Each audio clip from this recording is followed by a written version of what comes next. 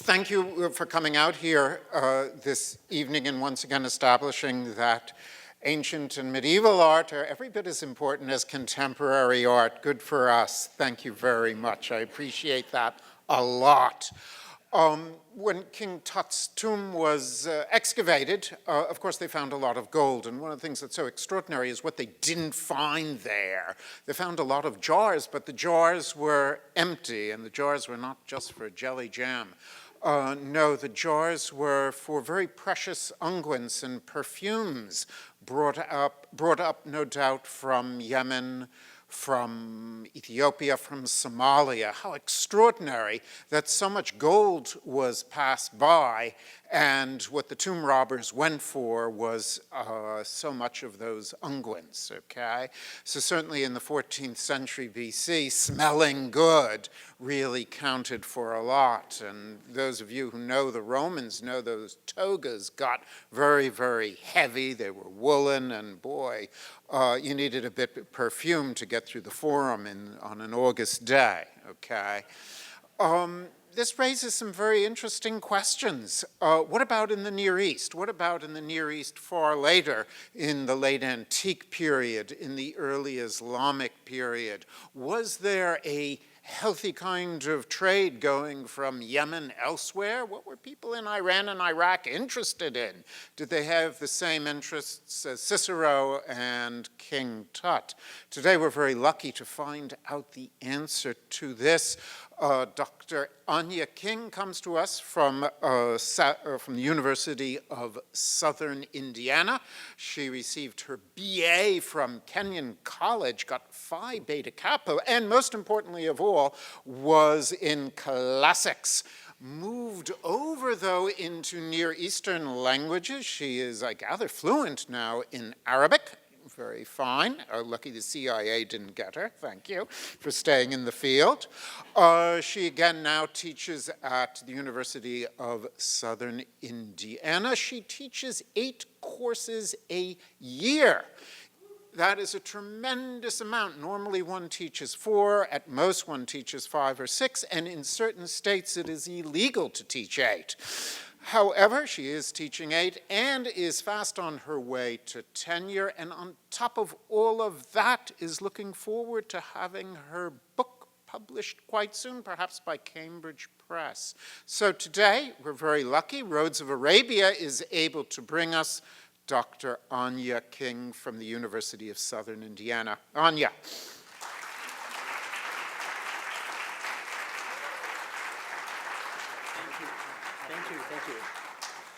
Thank you. I'd very much like to thank Robert and the Nelson Atkins Museum for inviting me here to speak to you this evening about one of my favorite subjects, the trade in aromatic substances in antiquity and medieval times. Can everyone hear me clearly? Excellent. All right. Well, what we're going to talk about tonight are 2 distinct phases in the history of perfumery. The ancient perfumery of the Near East, what we'll call pre-Islamic perfumery. This is practiced by ancient peoples of Arabia, and we'll look at some examples from there. And also by the Greeks and Romans. There's a lot of overlap in terms of the interests in perfumery in this period of time. And we're also going to look at early Islamic perfumery. And just as a historical overview, we have the lifetime of Muhammad, 570 to 632 CE, ushering in the Islamic period in the Middle East. Within a century or so, the area from what is today Pakistan to Spain became part of the Islamic Caliphate, the Umayyad Caliphate. And so this represents a tremendous cultural area in which common cultural themes, including perfumery, were practiced. Ancient perfumes are very different from modern perfumes. Today, perfumes are mostly alcohol-based fluids that you dab onto yourself. But ancient perfumes are quite heavier in many respects because alcohol was not yet invented, and perfumes were more often than not burned rather than used on the skin. So probably the most common variety that we'll be looking at tonight are varieties of incense. And there's one other thing that sets this incense apart from modern incense. That is that the ability to make self-combusting incense had not yet been invented either, meaning this stuff you had to place on top of hot coals, and then the oil within the incense would then volatilize. So you're not technically burning incense, you're volatilizing incense. And you can see a picture up there in the corner of some frankincense on a hot piece of charcoal and the smoke, aromatic smoke, rising from it. Most of the varieties of ancient incense were resins or gums from trees, very comparable to things like pine resin and other sorts of substances. These are the basic types of incenses. But ancient peoples also used many types of cosmetic preparations, unguents and oils. In the Mediterranean area, in ancient Greek and Roman areas, olive oil formed the basis of many of these aromatic preparations, but in other areas, different types of oil were used. These oils would then be compounded with aromatic substances, often from flowers, a process called enfleurage, which is used to add a scent to oils. So these are very precious types of cosmetics. You can see the painting over there, Roman period painting. These were carried in very small glass vessels. Glass was very expensive. And you can see some examples of the beautifully made perfume vessels in the exhibit that were found within Arabia. One special kind of oil that I want to mention is myrrh oil. Rather than being produced with olive oil, this was extracted from the myrrh resin itself, and this was an extremely valuable and aromatic substance called stacte in ancient Greek, used all over the Mediterranean world, but very, very expensive. This was the most important use of myrrh, was preparing this type of oil. What did people use perfumes for in the ancient world, and in, for that matter, the medieval world? Well, many of these uses were ritual uses. Scents were not just something that you wore as cosmetics. They had a very important sacred role. And the most important of these sacred roles was in sacrifice. During the middle of the first millennium BCE, the use of incense, which begun much earlier than that, was edging out animal sacrifice as the most important form of sacrifice. It has many advantages. It's a lot less messy, for one thing, than animal sacrifice. So by the time of the Romans, offering incense, placing incense onto the smoldering fires or coals became a basic symbol of sacrifice and was used to honor deities. We'll see examples of this from Arabian culture in just a little bit. Another important use of aromatic substances was funereal, that is, embalming, a word which means to put balm, which is another name for a type of aromatic resin, onto the body so that it will smell much better after death. So these are the two most important ritual uses of aromatics.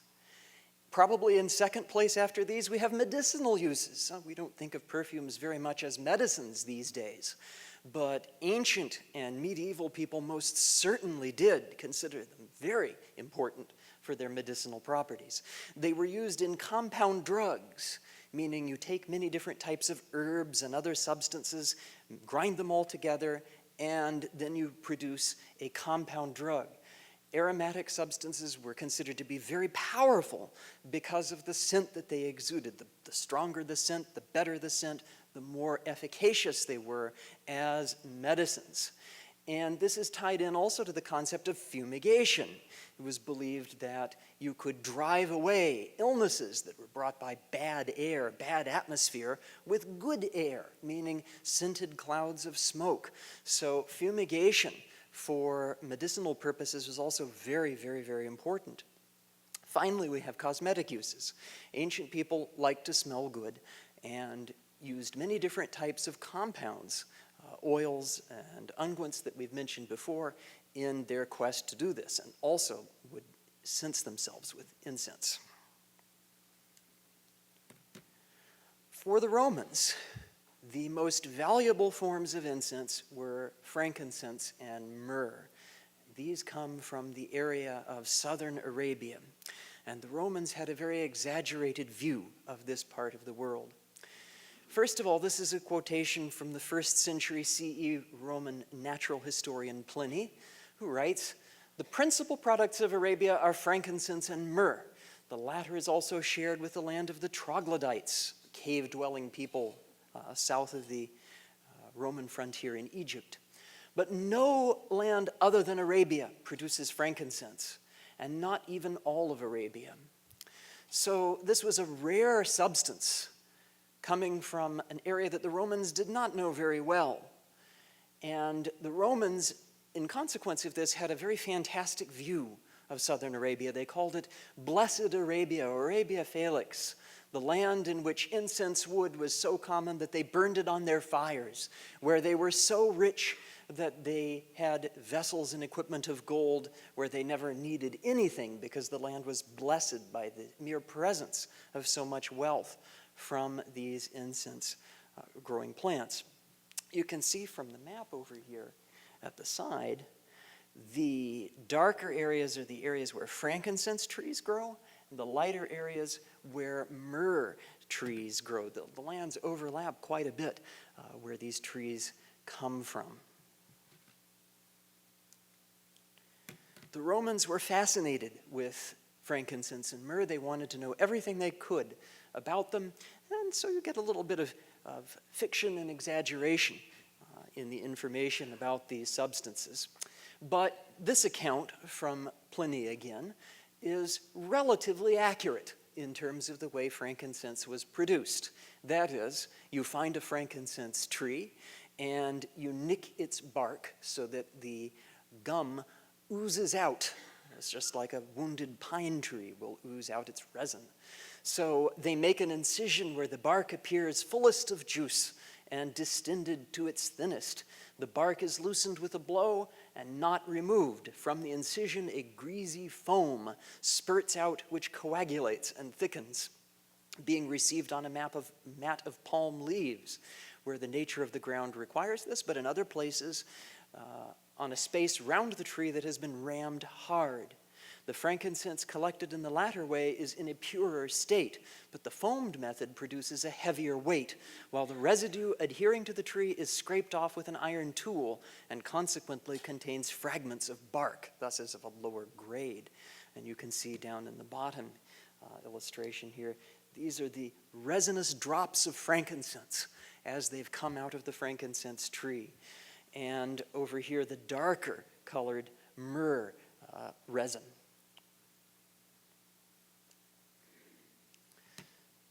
By the time frankincense and myrrh reached Rome, they were very expensive.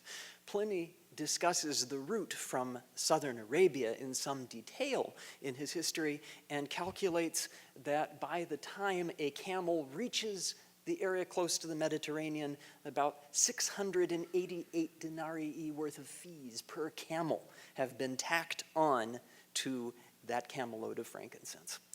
And when we consider that a denarius is about a day's wages for a laborer in Roman times, you can see that we're talking big money in the frankincense trade. According to Pliny again, the best quality frankincense costs 6 denarii per pound. That's essentially a week's wages. Lower grades were a little bit less expensive than this, but none of it was cheap. Myrrh was even more expensive than that because myrrh had many other uses, including producing that stacte oil, which I mentioned before. The Romans didn't see much of southern Arabia itself, where the origins of these trees were. Very few people would have actually been out into the hinterland of Arabia where they grew, and so a mystique developed around this trade.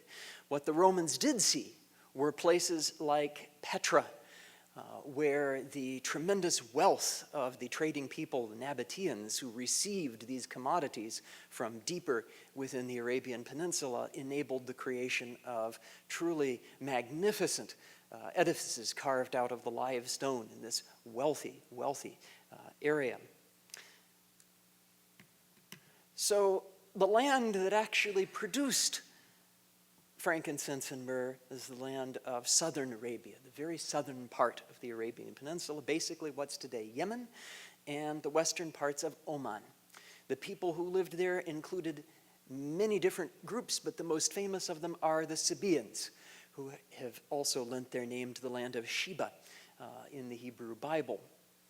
Many of these powers derived their wealth from trading in frankincense, collecting it out in the wilderness, and then sending it by camel caravans to the north, traveling along this tremendous route all the way through the Hijaz region of Arabia, through sites, many of which you will see artifacts from in the exhibition, then into Nabatean territory, and then finally reaching the area that's today the area of Gaza, and then ultimately being traded in Alexandria, where the center of the Roman frankincense processing industry was located. To make it to Alexandria, it had traveled 1,500 miles about, and every stage along the way, somebody took their cut and added more taxes to this stuff. So it became an incredibly expensive substance. But what about within Arabia? Well, we're lucky to have many artifacts from southern and central Arabia that have ritual uses. And one of the most common types of artifacts are incense burners. Indeed, in the exhibit, you will see many incense burners of many different types. But one particular type of incense burner is the small cuboid incense burner that you see down here in this photograph with two different sides of it shown. There are a number of different examples of this type of incense burner, and what makes this particular type special is that they are engraved with inscriptions telling you what to burn in them. So you won't make any mistake. This particular incense burner is one of the finest, and all four sides of this burner are inscribed with the names of aromatic substances which were burned within it. So in other words, burn your mastic here in this burner. And on this side here we have frankincense specified, and on this side we have costus specified. So this particular burner has four substances, some of which are a little difficult to identify, but basically mastic, type of plant resin, frankincense, which we've just mentioned, costus, and a mysterious substance called rand, which is most identified with spikenard, which I'll say more about in just a second. We have, as I mentioned, a number of examples of this class of artifact, and there's one very fine one in the exhibit here from Qaryat al-Fal that you will see when you look at the display of incense burners. And that one, I believe, has costus, frankincense, and another type of mastic mentioned on it. Using these incense burners as a basic inventory of aromatic substances, we get the following as the types of aromatics used in pre-Islamic Arabia. Myrrh and frankincense at the top, most familiar of these. However, they are the most uncommon to be mentioned on incense burners. In fact, some of these other substances were even more prized, it appears, within Arabia itself. The forms of the names that I've given at the side here are in the original South Arabian languages and scripts. These are Semitic languages that are written without vowels. But what I've given at the other side in parentheses, these are the Arabic forms of these names that are still, in many cases, in use today. So these substances are still relatively well known. Some are more obscure than others, and they're certainly known in medieval perfumery as well. So frankincense and myrrh, mastic, and Kam are both varieties of resins from different types of pistachio trees, not the kind that produces the familiar nut, but other kinds of pistachios, and the identification of these two with a specific kind of pistachio is controversial among scholars, but you can see up in the top corner a specimen of mastic resin. Looks a lot like frankincense resin. Doesn't have quite as nice of a smell, though, but you can use this stuff to produce compound perfumes. That is, you grind it up and add other things into it, and then you get something that holds it all together. There is our friend nard or rand, which I'll have more to say about in a moment. Labdanum, or ladan in Arabic, comes from the plant that you see in the middle here. It is something called a rock rose and has sticky leaves. If you touch the plant, you find that they're very sticky. And these leaves have a resin which is scraped off. You can see a tiny drop of this down at the bottom corner. That is labdanum. It is an intensely aromatic compound and is widely used in natural perfumery even today because it has such a tenacious and rich scent. It was very popular in pre-Islamic perfumery as well. Costus, which I'll mention more about in a second, and calamus, which comes from a type of sedge plant used for its roots. Again, very, very aromatic. These aromatic substances were produced especially in Arabia and the Near East. Many of them were local products. But out of this inventory of pre-Islamic aromatics, we have two on these incense burners which appear to be imports. We have the costus, which we mentioned before, and you can see a lump of it up at the top. This is a root from a plant which grows in northern India. Nepal has a rich, almost animal scent to it and is used in perfumery or traditional perfumery. And then at the bottom, another root substance, nard or spikenard. This is also produced in the area of northern India. Both of these aromatics are also attested in the Hebrew Bible, meaning they're most certainly known as imports into the Near East. So I don't have any hesitation in saying that there's a very good chance that these are exactly what we're speaking about when we look at the incense burners of southern Arabia. So we have both exotic incense and we have locally produced incense. One last document I want to mention from pre-Islamic times is this particular artifact. This is carved on a stem of a palm leaf, a thing called a petiole of a palm leaf, and it is a business letter. A number of these were discovered during the second to last decade of the 20th century, and they've been published now. These are really unique because they are on organic material and don't necessarily survive very well from antiquity, so a small cache of these was found. But this one is particularly significant because it's quite early, we think, first couple centuries CE, and it mentions trade in musk. So we're going to get a new aromatic substance here, and we have in this artifact the oldest mention of it perhaps anywhere in the world. So it's a very important document. This is a symptom of the fact that a major change was taking place in the century or two before Islam. Commercial relations between the area of the Near East and Mediterranean and India and Southeast Asia were expanding during this period of time, and new substances were coming into use. And in some cases, these drove out the older substances, creating fashions for new things.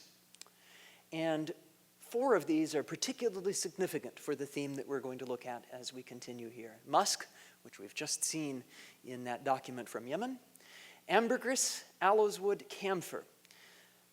Camphor is probably sort of known today as well.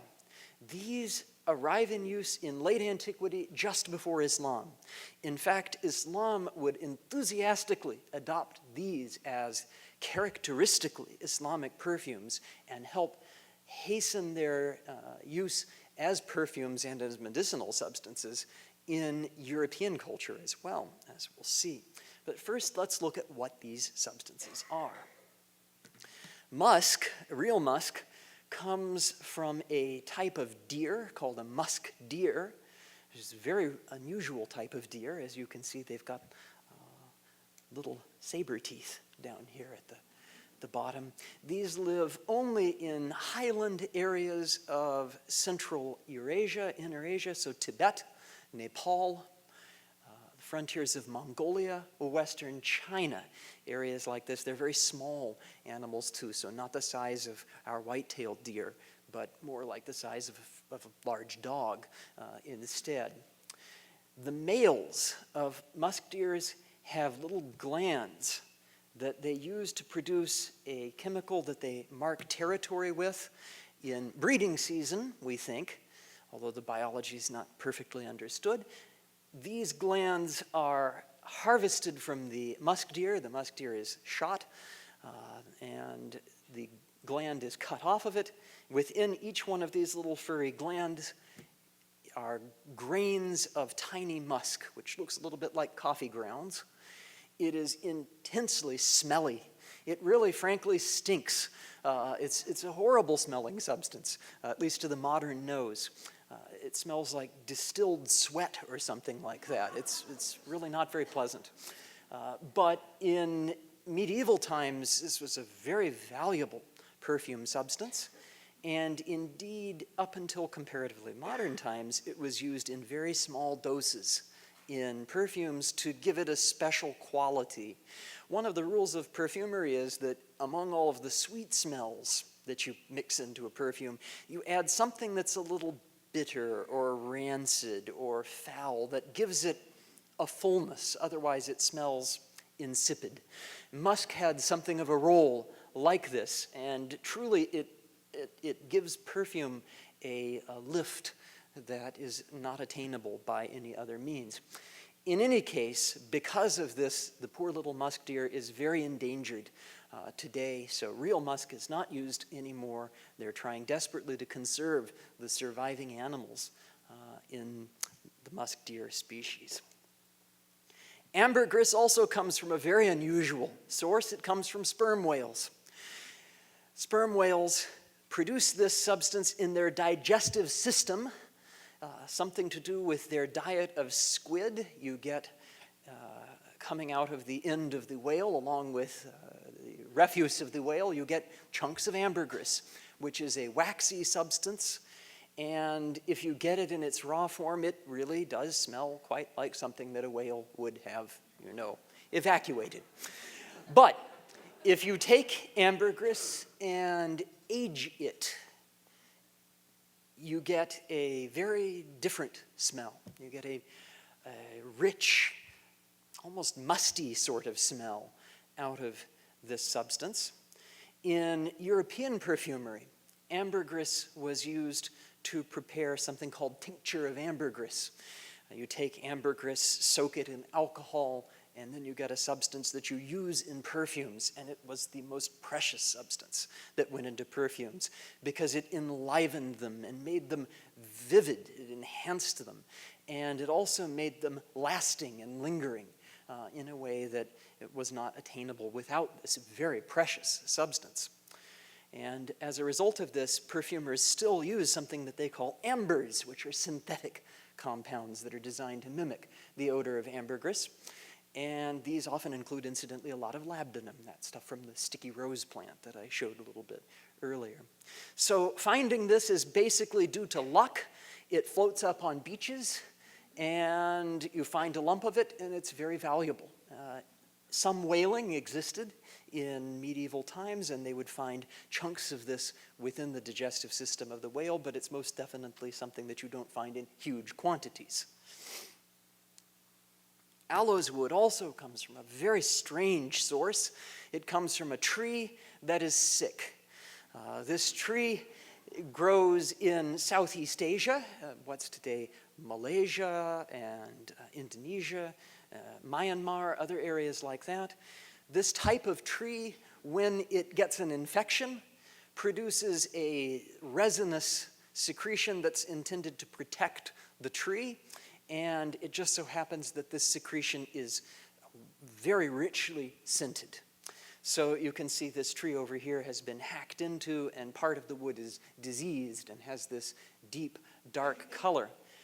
This is the true aloes wood. Now, in medieval times, it was assumed that the entire tree produced this stuff. They didn't understand that only some of the wood produced the actual aloes wood. It goes by a lot of names: agar wood, eagle wood.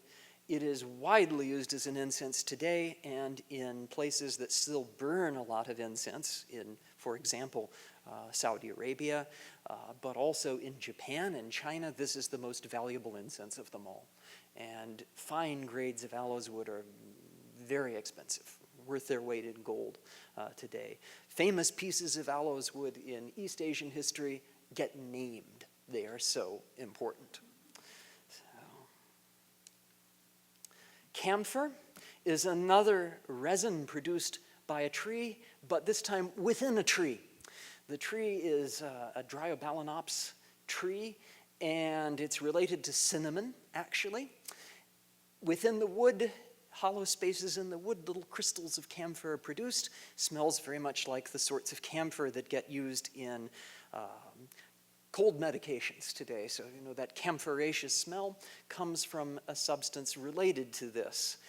True Borneo camphor, these little crystals from the wood, is extremely rare today because, once again, they've been harvested to the point of being endangered. But other types of camphor are produced from other types of camphor trees. You steam distill the wood, and you get resinous camphor from it. And other types of camphors grow all over East Asia, not just Borneo and Sumatra and other islands like this. So this has a very, very, well, cough medicine type smell. Very, very, very camphoraceous. It's hard to describe without using the word. In pre-Islamic times, these substances began to creep into use within Arabia. Now, none of them make it onto the altars that we've seen, which are quite old in many cases, some of them going back to 3rd, 4th centuries BCE. But we do have one very special primary source for pre-Islamic culture, and that is poetry, which was the great preoccupation of the peoples of Arabia. And the poetry was handed down and ultimately written down in Islamic times. We have many examples of pre-Islamic Arabic poetry. Most of them are long odes, and they typically start out with a romantic passage remembering the lost beloved. And most of our descriptions of aromatics come from these. So I've given you 2 examples here. And within this type of poetry, references to things like musk, aloes wood, camphor, they're ubiquitous within this pre-Islamic poetry. So here is the most famous of all these poets, Imrul Qais. When they rose, describing 2 beautiful women, the fragrance of musk emanated from them as the eastern breeze comes with the fragrance of cloves. So a very beautiful image. Urwa bin al-Ward writes here, on these nights when her heart was true to you, when her scent was redolent musk and ambergris. So the beautiful woman remembered in poetry was likened to these scents that we have just mentioned. Muhammad himself was something of an aficionado of perfume. According to all of the sources that we have, there's one saying that Muhammad said that he truly enjoyed in this world women and perfume. Those were his great pleasures. And one narrator from the Islamic tradition mentions here, the Prophet, peace be upon him, and his family was often perfumed with musk and other varieties of aromatics. So he used these as cosmetics in his grooming. And there are many different accounts of Muhammad wearing musk in his hair, musk perfumes in his beard. He must have positively reeked of this stuff. And to give you a quotation from Muhammad himself here, he frequently is said to have claimed that musk itself was the best form of perfume. As a result of this, musk has a quasi-sacred role within Islam as a symbol of excellence, of heavenly bliss, of the wonders to come in the afterlife. And Muhammad's followers also are said to have spent a lot of time enjoying perfumes and, more importantly, trading in perfumes. In fact, several of his companions, and one who would become one of the first caliphs, mentioned, boy, if I was looking for a career, it would be selling perfumes, because, you know, no other career will your business make you smell so nice. So it became a desirable job dealing in perfumes in Islamic civilization. Usage of perfumes in Islam. This is another saying of Muhammad, and in this he says, good aromatics for men have an apparent scent and a hidden color. Good aromatics for women have an apparent color and a hidden scent. What he means here is that men would wear perfumes that smelled very intense, very manly, we must assume. At this time, women would use perfumes which had much fainter scents, but dyed the skin. And by this we mean compounds made of things like saffron, and today in the modern world, henna has largely replaced these types of perfumes. Now, this is meant entirely for public consumption in the sense that in private life, women wore intensely scented perfumes as well, but not in public. They weren't supposed to be smelled, just like they weren't supposed to be seen in many cases. So we have two very distinct types of perfumes, men's perfumes and women's perfumes in Islamic civilization. We know very little about women's perfumes because most of the books that were written deal with men's perfumes. Presumably women's perfumes were compounded by women and were not written down, were not collected by the pharmacologists who collected a lot of the recipes that we have. So, classical Islamic perfumery has 5 principal ingredients. These are they: musk, ambergris, aloes wood, camphor, and saffron. Those same ingredients that we mentioned just came in right before Islam, plus the addition of saffron, which is well known in the ancient world, and used especially in women's perfumes. Other aromatics included sandalwood, which also came in late antiquity, costus, spikenard, we've already met those, rosewater. Oh, just absolutely essential for making different types of cosmetic preparations. And many different floral scents were used in Islam as well. But remember, many of the perfumes that we're concerned with are men's perfumes. They don't tend to be quite as flowery. One other substance I should mention before we go any further: in Arabia and in Islamic civilization in Iraq, where a lot of the formulas were written down, olive oil not used so much for perfumery, instead something called ben oil from a plant of the moringa genus, many different species of this.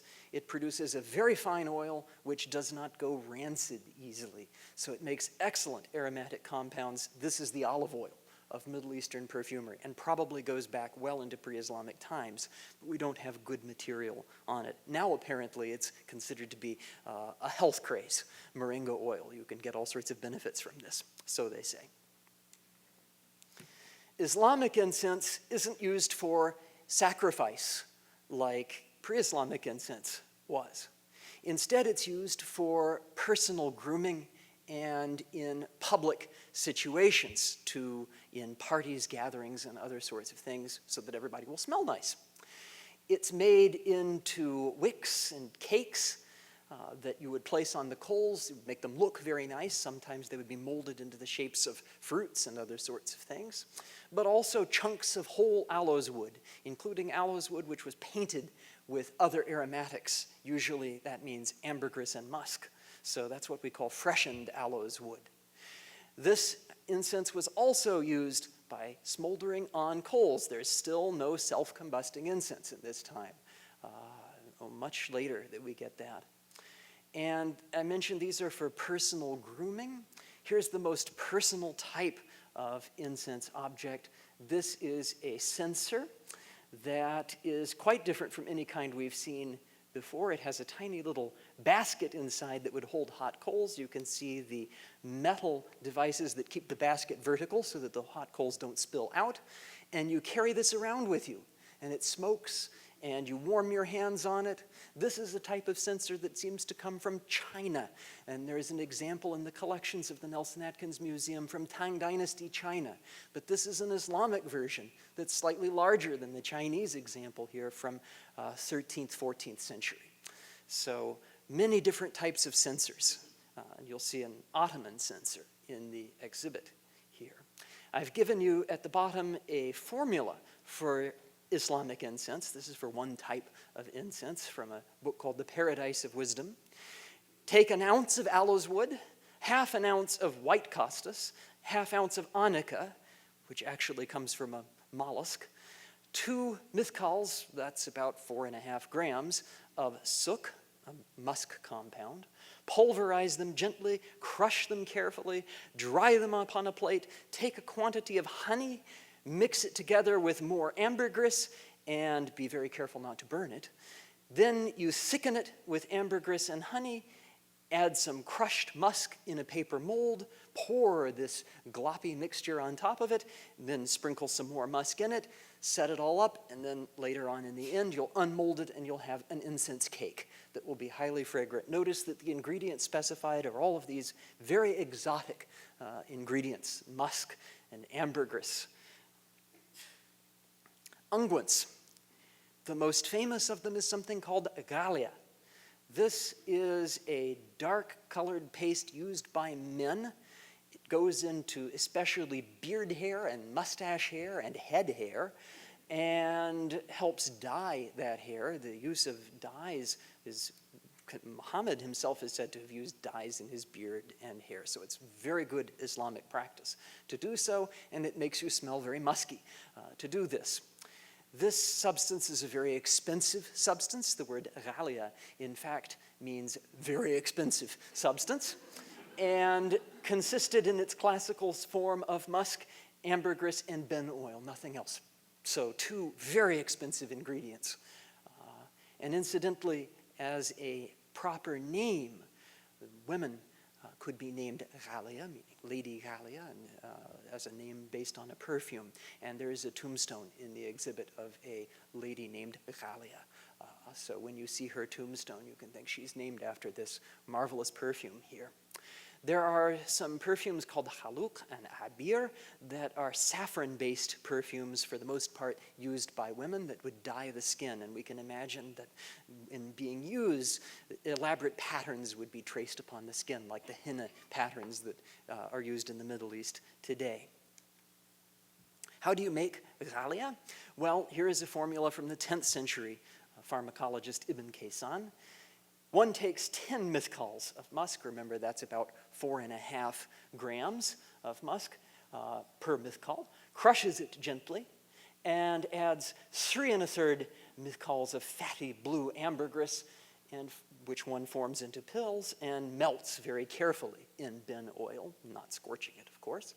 Musk is cast upon it, and it's all stirred and mixed with ben oil until you get a paste, which is beaten, placed in a gold or glass vessel. You're not going to put this stuff in an ordinary ceramic tub. No, it goes into a fine quality vessel. Many of the formulas say store it in gold. If nothing else, you can use glass, but gold is really the only thing fitting for storing this stuff. Here is an illustration of how a proper man should be groomed in Islamic times. He should be perfumed with incense, musk, ghaliyah, and different kinds of aromatic powders upon his hair and his clothing. The incense for the clothing, while musk and camphor are used for the hair, and aromatic powders used for the body. These practices are necessary for the boon companions of the kings and the headmen and those who attend the assemblies of the nobles and the great men. This book, which is actually a cookbook that contains several chapters of etiquette in addition to it. In other words, if you go to a meal, this is how you'd better dress, and this is how you need to be perfumed. So this is an expensive undertaking, let's put it that way. And in Arabian culture, there is nothing worse than being a miser, because generosity is one of the most important values.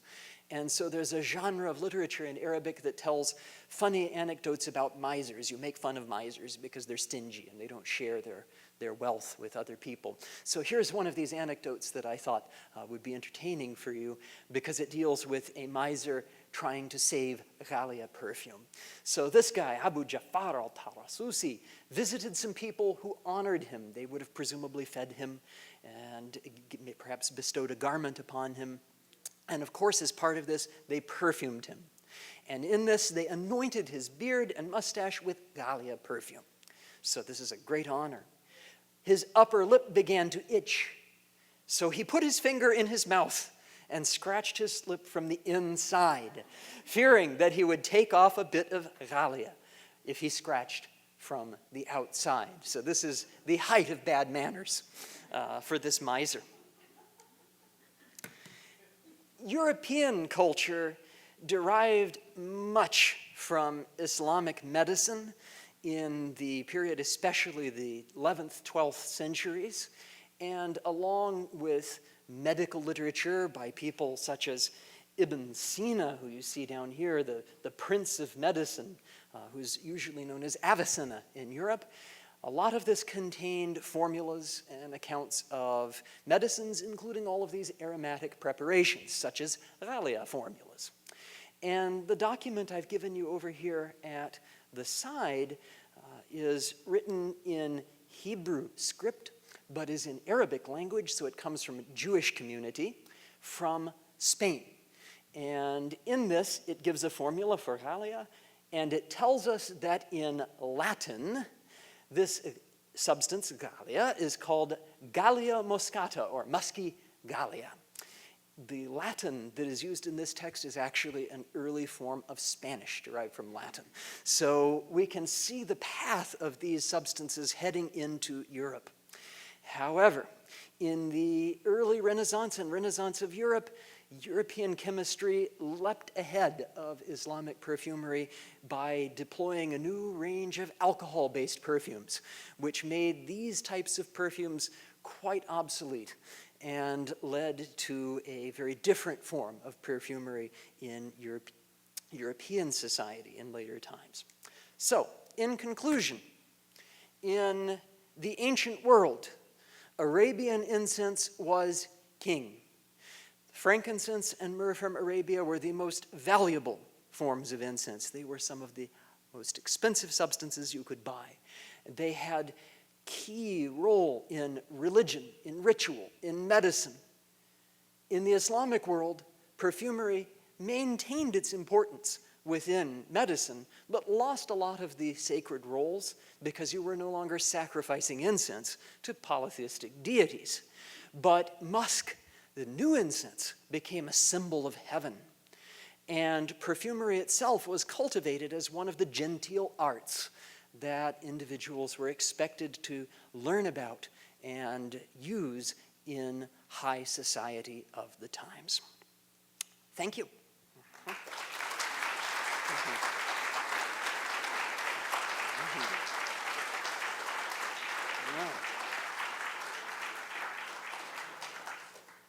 Yes, I'd be happy to take questions. Yeah. Yes, Catherine Wilson. Have you smelled most all of those fragrances? Yes. All of them? Yes. Wow, that's cool. Take it to the cover. And what's your favorite? You know, the major ones are really musk and ambergris are not very pleasant smelling for the most part. Lavender, I really like the smell of lavender. The aloes wood is just beautiful. Frankincense, you can smell specimens of frankincense and myrrh in the exhibit. It's even more beautiful than that if you actually get the resin and get to smoke the resin on some coals. But I really like the rich smell of the lavender and the aloes wood. Really quite happy to understand why there's a value. Thank you. Yes. Is the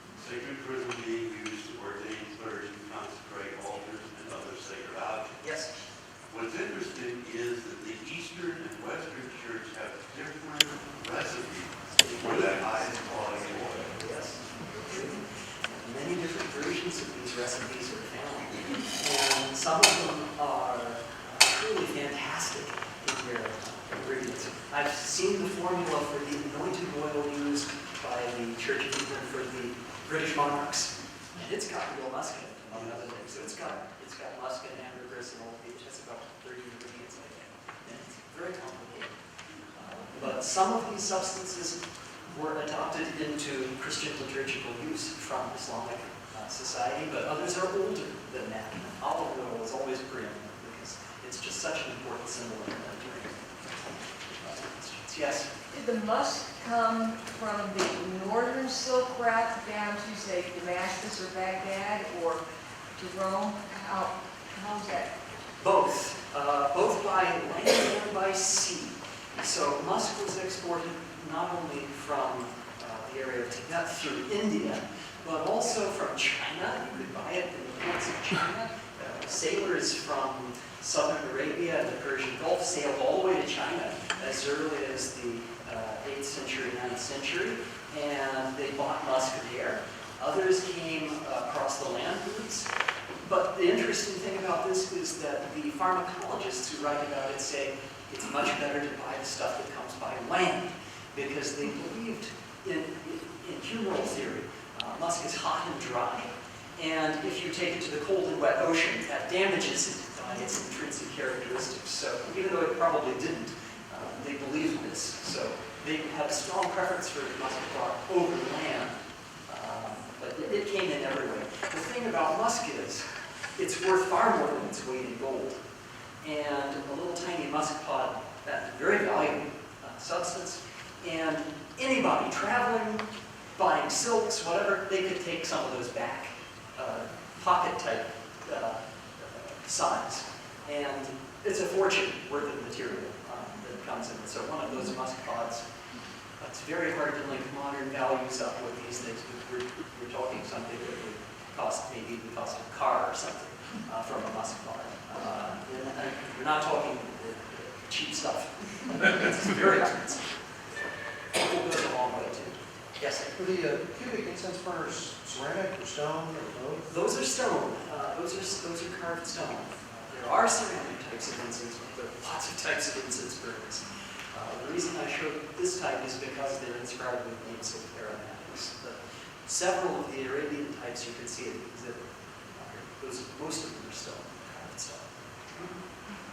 Other questions? Yes? Was there a supply of incense from Saudi Arabia to Egypt in the Old Kingdom too? How kind of continuity did it start? Yes, we think that the trade started very early in this period of time.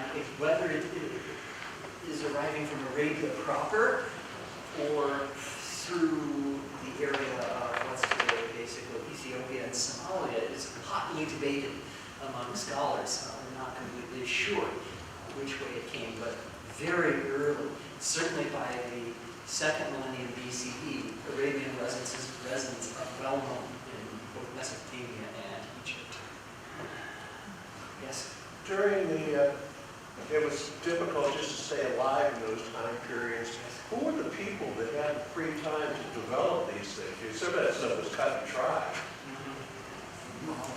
In antiquity, I think what we have to bear in mind is that the role of religion, temple, the priesthood, so important. This is where just a tremendous amount of wealth in society was invested to make sure that the gods were happy so that they wouldn't do anything untoward to your weather and thus your agriculture.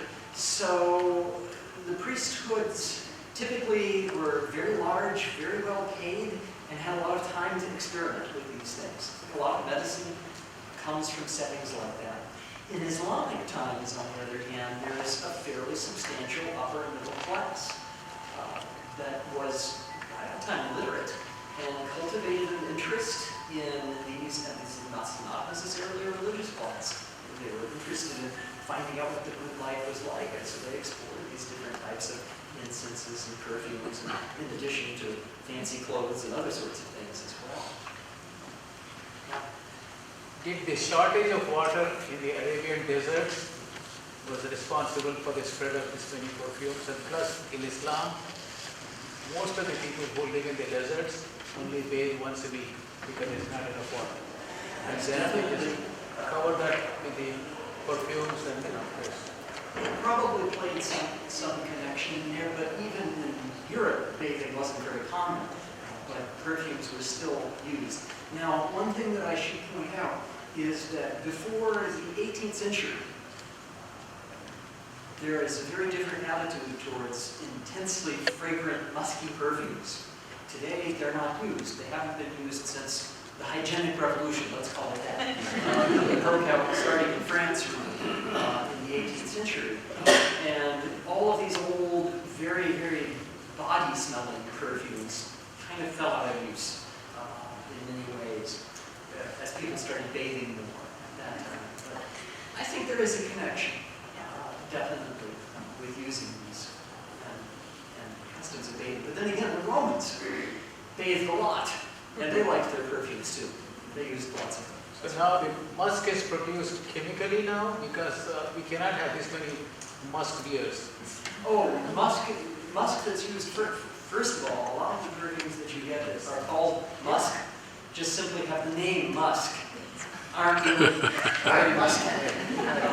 And second of all, they're not made with real musk at all anymore. There are synthetic varieties of musk that are made in laboratories, but real musk is, well, it's essentially illegal to trade in real musk, but it's still used in off books, of course, in traditional Chinese medicine. So the major market for musk is today in China, Japan, Southeast Asia. That's where a lot of the black market musk ends up going. They're trying to farm the deers in India and in China, but they don't raise very well in captivity. In any case, it kind of smells bad. Other questions? Yes, please. You mentioned the description of perfumes for people in Islamic poetry. Yes. In regards to the Hebraic Song of Solomon, that has that poetry as well, would you say that this influenced Solomon whenever he wrote that this was the culture, or that maybe like there was some sort of Judaic, Hebraic culture that influenced them, or who influenced who? The Song of Solomon is much older than the Arabian poets. Those Arabian poems were only written down after Islam, and probably date to, at most, a century before Islam. So the Song of Solomon is the better part of a millennium older than that. It's part of a convention in ancient Near Eastern literature that describes women using not just imagery of the garden with the beautiful flower, the sweet smells, and other things. It's just very common in Middle Eastern culture. I wouldn't be so specific as to say that there's a direct influence because it's part of the common heritage of Middle Eastern literature. But in broad strokes, yes, the Song of Solomon is first and is the first representation of this that we have from this region. Yes? In the ancient times, of course, they didn't bathe, as you mentioned, and so were these perfumes used to kind of cover or to mingle in a certain way with those natural body odors, or what was there thinking about that? This is a very tough question to answer because we really need to know how the perfumes function, and we can't exactly make up batches of these things these days to really find out about that. But most of these Islamic perfumes, as best as I can approximate from my experiences, would very much mingle with body odors. These are not going to be masking body odors. These are going to be enhancing and projecting body odors. They're going to make people smell really, really manly. This musk. It's just going to mingle. And so, for the Romans, however, and for some of these unguents, they're not necessarily going to do that same effect. Although I have to say that an oil of spikenard, such as this mentioned very commonly in, for example, the Hebrew Bible, has a body sort of odor to it. So maybe even there we've got a case of enhancing body odors. I would not, however, say that of myrrh oil. Myrrh oil slightly antiseptic compared to these other sorts of odors. But it's really hard for us to put our nasal imagination into these periods of time because fashions in smell change enormously through history. And it's really hard to understand what people were thinking in these times. Often. Other questions? Yeah. How come the Romans did not try to conquer Arabia themselves? They did, in fact. During the time of Augustus, an expedition was sent under a commander named Gallus, and they seem to have made it as far as what is today Yemen, but they were misled by local guides, and there were all sorts of fiascos, and it's a tremendously long journey. They didn't succeed. Romans did create what they called Roman Arabia in the area that's today Jordan, and their control extended as far into what's today Saudi Arabia, not all the way down to Yemen, though. So, for example, when you're in the exhibit, you'll see a Roman inscription from Hegra, I believe, which is in Salah. So, quite far within Saudi Arabia. That's as far as Roman control can. It's just simply too far away from the empire to garrison and hold effectively, I think is the big problem. Yes? Where does the musk deer live, and is it endangered? Very much endangered. Very much. There are different species of musk deer.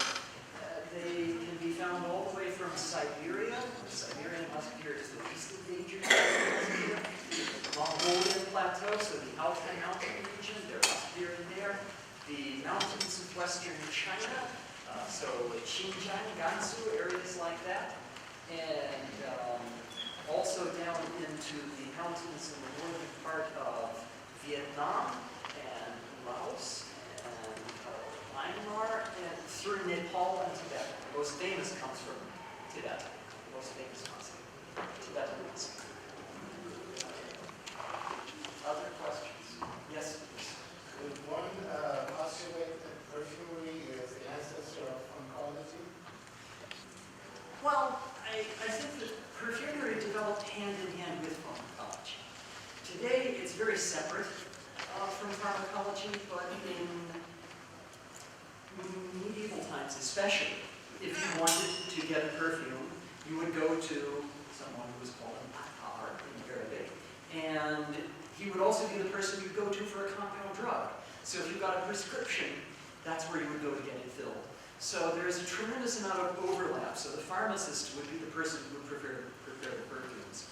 And there just is not a separation between the two. In modern times, it's very separate. Perfumes are separate, but there's a much more holistic view of anything that comes in contact with the body in medieval medicine is assessed according to its medicinal properties. So dietetics are very important. What you eat, your prescription would include specific types of food, and what you should smell like. So all of these are much more closely intertwined in medieval times than they are in modern times. But definitely perfumery and medicine developed hand in hand. Most of the examples that I gave of formulas, those come from essentially the writings of physicians. They're the people who worked on this and who at least wrote it down for us to read. Any other questions? Yes? Names like medicinal names like Band-Aid or aloe vera, are they referring to these? You know, I don't know where the name beignet comes from. But aloe is actually rather much of a problem because the original aloe refers to a dark-colored resin that comes from a plant similar to aloe vera, at least in appearance. It produces a very dark-colored resin.